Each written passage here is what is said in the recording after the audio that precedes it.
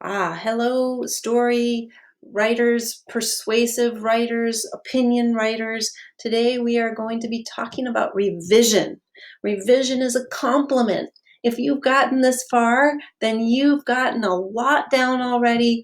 You've got ideas, and now you're just going to try to make them even better. So, revision is not about fixing errors like punctuation and spelling. It's about developing the best, greatest writing, and sometimes it's about adding a little bit more to the heart of your story. In today's lesson, I'm going to read you a story that a kid your age wrote. It's called Al is What? And we're going to talk about how he added to the middle of he revised his story by adding. I want you to think, where could he add? What is the heart of his story? Al is what? Dead. Ever since I had fish, I had Al, the best algae eater in the world. Once I heard he was dead, I did not cry. I just was still.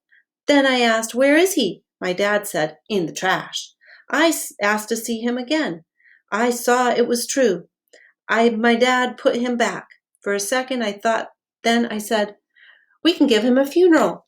My dad looked doubtful for a minute, but I picked him up and said, "He was special." Then I cried. Al was gone. So after talking to Gregory, the author, we talked about what is it that he could have done? Where could he add? What's the heart of his story? What do you think? He said, when he said, "I asked to see him," it was true. Isn't that sad?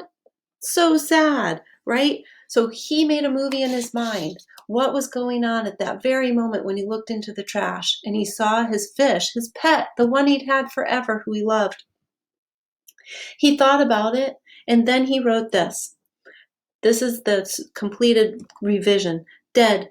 Ever since I had fish, I had Al, the best algae eater in the world. Once I heard he was dead, I did not cry. I was just still. Then I asked, "Where is he?" My dad said, "In the trash." I asked to see him. I walked over to the trash can and opened it. I looked in and saw wet paper, towels, orange peels, and a pile of coffee grounds. On the top of the coffee grounds, I saw Al. I picked up Al. I flicked the coffee grounds and said, "Al, my friend, I'm going to miss you." My dad put him back. For a second I thought, then I said, we can give him a funeral." My dad looked doubtful for a minute, but I picked him up and said, "He was special." Then I cried. Al was gone. Do you see, writers, that after you finish a draft, it helps to keep thinking, what's the heart of my story?